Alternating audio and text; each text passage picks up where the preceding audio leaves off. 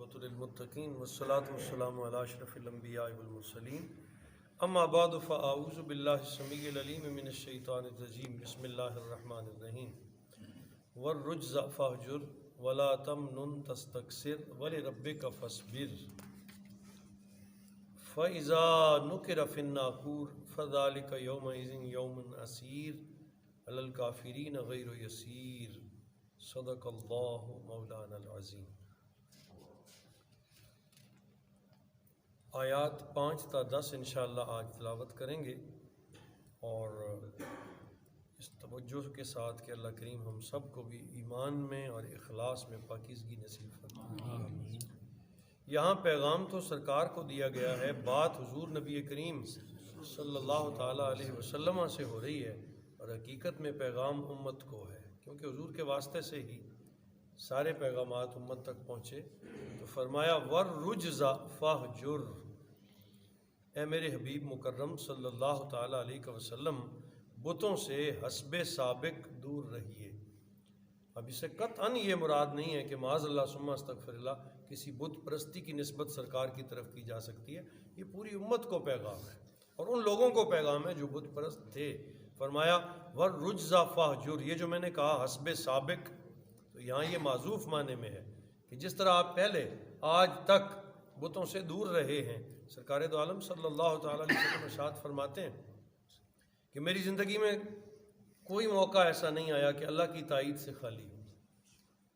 کبھی زندگی میں یہ توجہ ہی پیدا نہیں ہوئی کہ میں ان بتوں کی طرف عبادت کی نیت سے دیکھتا۔ یہ اللہ پاک کی اپنی تقسیم ہے نا، کائنات کے والی اور مختار بنایا گیا ہے رسول اللہ صلی اللہ علیہ وسلم کی ذات کو، آپ کو ہر عیب سے، ہر طرح کے گناہوں سے، ہر غلطی سے اللہ پاک نے پاک اور مبرہ پیدا فرمایا۔ وَالرُّجْزَ فَاہْجُرْ، اور بتوں سے حسب سابق دور رہی۔ اب یہاں پیغام کیا ہے؟ حضور مبلغ ہیں، حضور مبلغ دعوت دینے والے ہیں۔ مبلغ کے لیے ضروری ہے کہ وہ خود گناہوں سے دور ہو۔ اگر اس کی ذات کے ساتھ گناہ منسوب ہوں گے تو وہ کیسے ہدایت کا کام کرے گا، کیسے دعوت کا کام کرے گا؟ جس نے دعوت دینی ہے، جس نے لوگوں کو حق بتانا ہے، جس نے لوگوں کو اللہ کی طرف بلانا ہے، اس کی زندگی کی پاکیزگی اور اس کی چادر کا سفید ہونا ضروری ہے اور بے داغ ہونا ضروری ہے۔ اپنے تئیں کوشش کرنا، ورنہ شیطان تو کسی وقت کسی بھی بندے کو، اور پھر جس کے پاس دین ہوتا ہے نا، اس کو شیطان زیادہ حملے کرتا ہے۔ جیسے بالکل اسی طرح کہ چور اس گھر میں جاتا ہے جس گھر میں مال پڑا ہو، تو جو بے دین ہے پہلے سے ہی سجدے نہیں کرتا، شیطان کو اس پر تو محنت کرنے کی ضرورت ہی نہیں، وہ تو پہلے ہی اس کا سنگی ہے۔ وہ جو مصلے پہ کھڑا ہے، وہ جو لوگوں کو ہدایت کا کام کر رہا ہے، وہ جو ذمہ داری لے رہا ہے کہ میں اس نبی پاک صلی اللہ علیہ وسلم کی امت کو ہر گناہ سے دور کرنے کی کوشش کروں گا، پھر شیطان اس پر زیادہ حملے کرتا ہے، اسے چاروں طرف سے گھیرتا ہے کہ اس ایک کو خراب کر لیا تو پورا معاشرہ خراب ہو جائے۔ یہ بڑی نازک بات ہے۔ تو فرمایا وَالرُّجْزَ فَاہْجُرْ، آپ اپنے آپ کو بت پرستی سے دور رکھیے۔ وَلَا تَمْنُن تَسْتَكْثِرْ، بہت بڑی بات ہے، 3 لفظوں میں بہت بڑا پیغام دیا گیا۔ وَلَا تَمْنُن تَسْتَكْثِرْ، اور کسی پر احسان نہ کیجئے زیادہ احسان لینے کی نیت سے۔ تستکثر، زیادہ لینے کی نیت سے۔ آج ہمارا تماشا یہی نہیں بنا ہوا، ہم تو اسے دیتے ہیں جو ہمیں ڈبل کر کے دے۔ اعلان، ایک پلیٹ چاولوں کی کسی کے گھر بھیج دیں تو یہ نیت ہوتی ہے اب کل وہ ہمارے گھر بھی آئے۔ یہ طبیعت بن گئی ہے، یہ فطرت بن گئی ہے، اسے دیتے۔ جو غریب پڑا ہے، جس کے بارے میں ہمیں یہ پتہ ہے کہ اس پہ احسان کیا بھی تو اس نے مجھے کیا دینا ہے، ہم اسے نہیں دیتے۔ نبی کریم صلی اللہ علیہ وسلم نے ساری زندگی یہ پیغام دیا، حضور کے غلاموں نے یہ ہمیں اپنی سیرت دی، اپنا راستہ دیا، انہوں نے دیا اور پھر بھول گئے۔ کبھی خیال نہیں رکھا کہ مجھے بھی یہ دے گا، یہ طریقہ ہی نہیں ہے۔ احسان کا طریقہ یہ ہے کرو اور بھول جاؤ۔ بولیے ذرا، کیا کرو اور بھول جاؤ، پھر اللہ جزا دے گا، پھر اللہ کی طرف سے ملے گا۔ وہ ایک کے بدلے 10 ضرور دیتا ہے، لیکن جب اس ایک کے پیچھے نہ جائیں۔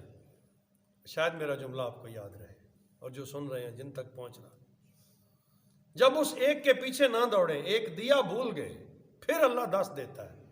اور اگر ایک دے کے پھر اسے روز روز اعلان کریں، اس شخص کو روز روز جا کے ملیں کہ دیکھو میں تمہارا محسن ہوں، میں نے تمہیں 1 روپیہ دیا تھا، تو پھر اس کی قدر آپ اسی بندے سے کروا رہے ہیں۔ پھر اللہ کی حضور کوئی امید نہ رکھیں، اللہ سے تب ملے گا جب تمہارے بند ہاتھوں سے خیرات بٹے۔ اور پھر کبھی اس کی طرف نہ دیکھیں کہ میں نے ایسے خیرات دی تھی، اور ظاہر بھی نہ کریں کہ میں نے خیرات دی تھی۔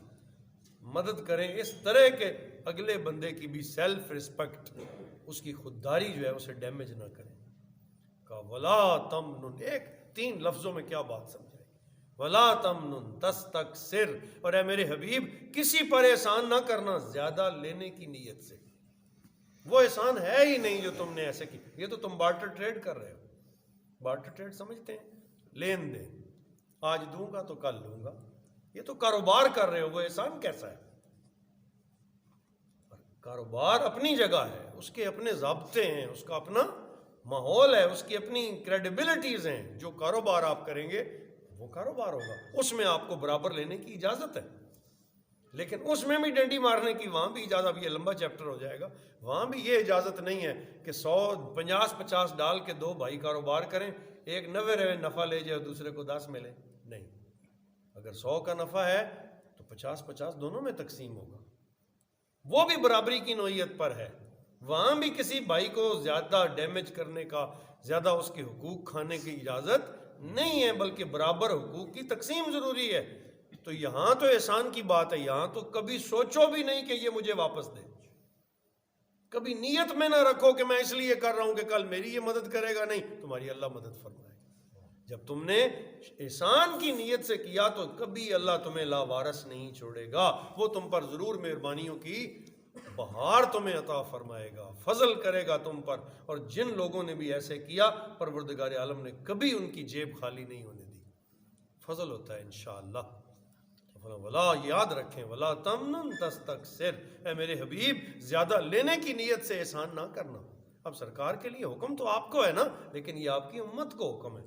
نبی پاک تو کرتے ہی ایسا تھے، حضور علیہ السلام تو بدوؤں پر، کافروں پر، جن سے کوئی امید ہی نہیں تھی کہ وہاں سے صلہ ریٹرن ہوگا، وہاں تھا کرتے تھے۔ آپ نے اپنی امت کو بھی یہی پیغام ارشاد فرمایا۔ بڑے آگے آیت نمبر 7 جو ہے وہ اور زیادہ خوبصورت ہے، 3 لفظوں کی آیتیں، لیکن کیا پیغام ہے اس میں؟ وَلِرَبِّكَ فَاصْبِرْ، اپنے رب کی خاطر صبر کرو۔ اللہ اکبر! اگر آپ اس کی گہرائی کو سمجھ سکیں، اگر آپ اس جملے کی لذت لے سکیں، صبر اپنے لیے نہیں، صبر اپنے رب کے لیے، کہ اس نے تمہیں پیدا کیا، وہ تمہیں ضائع نہیں ہونے دے گا۔ تم پر تکلیف آئی ہے، تم پر دکھ آیا ہے، آج تمہاری کوئی فوتگی ہو گئی ہے، تمہاری ماں چلی گئی ہے، باپ چلا گیا ہے، بیٹا چلا گیا، یہ سب اس کی امانتیں تھیں، اس پروردگار نے لے لی ہیں، وہ اس کی چیز تھی، اس کے لیے صبر کرو۔ جب اس کے لیے صبر کرو گے تو وہ تمہارے لیے راستہ پیدا کر دے گا، مہربانی کرے گا، قوت عطا کر دے گا، استقامت تمہیں عطا فرمائے گا۔ واہ ویلا کرنا، ہائے وائے کرنا، گریبان پھاڑ لینا، منہ پہ تماچے مارنا، نو بال نوچ لینا، قطعاً شریعت محمدی میں اس کی کوئی اجازت نہیں۔